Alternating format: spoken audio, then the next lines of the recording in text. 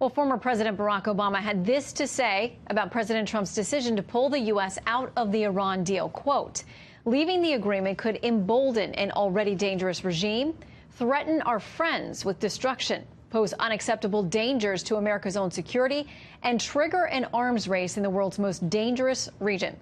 Let's get reaction from Republican Congressman and veteran from Florida, Brian Mast, who is on the House Foreign Relations Committee, among other things. Good to have you with us tonight. Always good to be back. What do you make of what President Obama had to say? He laid out some specific worries that he has about withdrawing from this deal. I think they were just flat out wrong. I mean, you look at the last 8 years, the previous administration, it's like they suffered from some Chamberlain syndrome where if they could ignore or appease our enemies enough that somehow our enemies would disappear or go away.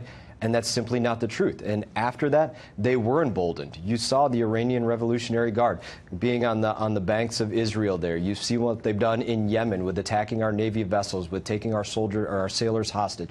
You've seen the things that have gone on since then. They've become more emboldened. What do you make of this? Because I know that you, in your time in the Army, among other things, you're a bomb tech, but you also were trained with regard to nuclear weaponry. That's right. So what do you make of what the Obama administration says and what former Secretary of State John Kerry has been out saying? This put guardrails on them, this stopped them from moving forward, and taking away the deal takes away those protections. That's not the reality of the situation. They needed 3 things to develop a nuclear weapon. They needed the material to do it. They needed a delivery system, an ICBM or whatever delivery system to deliver to wherever they wanted. And they needed the money to do it. People should ask themselves, why is it that this is technology that the United States of America was able to develop in the 1940s? The delivery systems by the 50s and 60s, and Iran still hasn't developed it to this day. They haven't had the materials that they needed. They haven't had the technology that they've needed. They haven't had the money that they needed to go out there and develop these systems.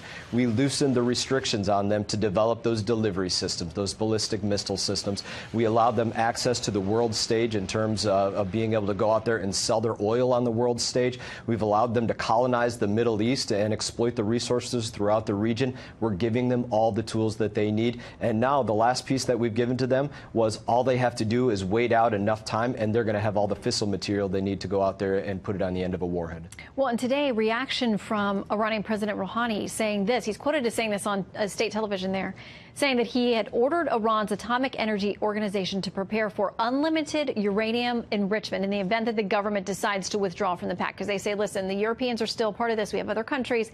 We're not leaving the pact. But if we decide to, we're ready to fire this stuff right back up.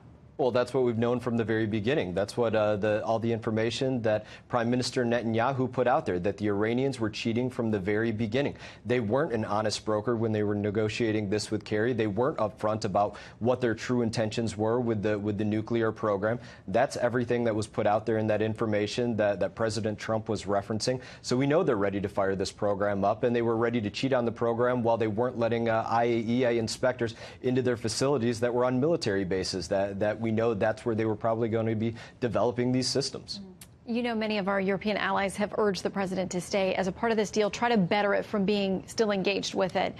Emmanuel Macron's tweet today says France, Germany, and the UK regret the U.S. decision to leave the JCPOA, this agreement.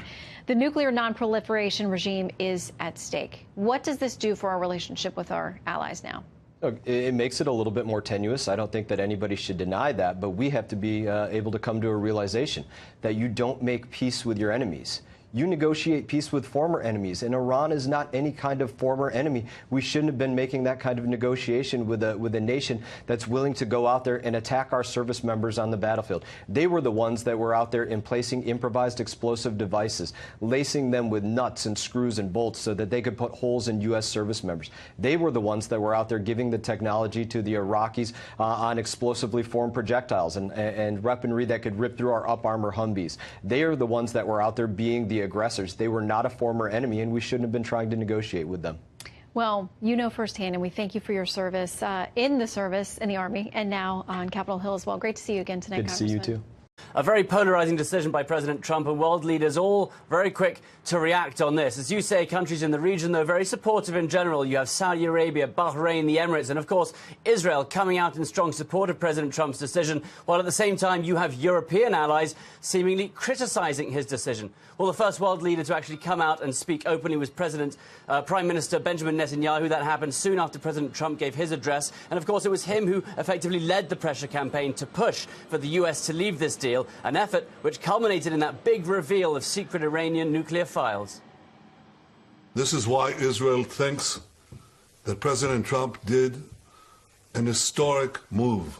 And this is why Israel thanks President Trump for his courageous leadership, his commitment to confront the terrorist regime in Tehran. Next up, it was President Rouhani of Iran. He insisted Iran was not violating the deal and said despite the U.S. decision, they would stay in it and continue to talk to Europe, Russia and China. He also warned Iran would always prevail. The nuclear deal was not an agreement between Iran and the U.S. It was not for the U.S. to announce its withdrawal from the deal.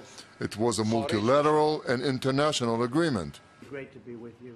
And there had also been all that pressure campaigned by European leaders who had done a lot of trade with Iran since the deal in 2015. And today they said in a joint statement that they regretted the president's decision and would try to stay in and improve it. And, of course, that puts both the US and Europe at odds on this. So it'll be interesting to see how that plays out. But Russia also coming out and saying that they are concerned about stability in the region. But countries here in general in the region supportive of the president's decision. Shannon? All right, Benjamin, also, we've been hearing reports about an attack in Syria. What can you tell us about that? Absolutely. This happened just within an hour of President Trump making his announcements, and we have yet to get all the details.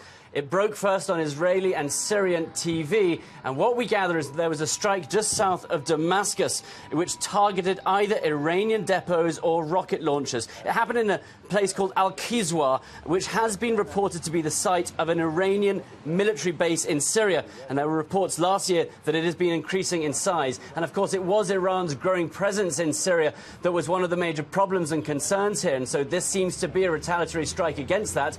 And again, we will bring you more details when we get that, but we gather maybe 9 people killed there. Whether or not they're Iranian Revolutionary Guards, we don't know, but that is the sort of thing that could escalate this very quickly. Back to you. All right, Benjamin Hall for us in Jerusalem. Thank you very much.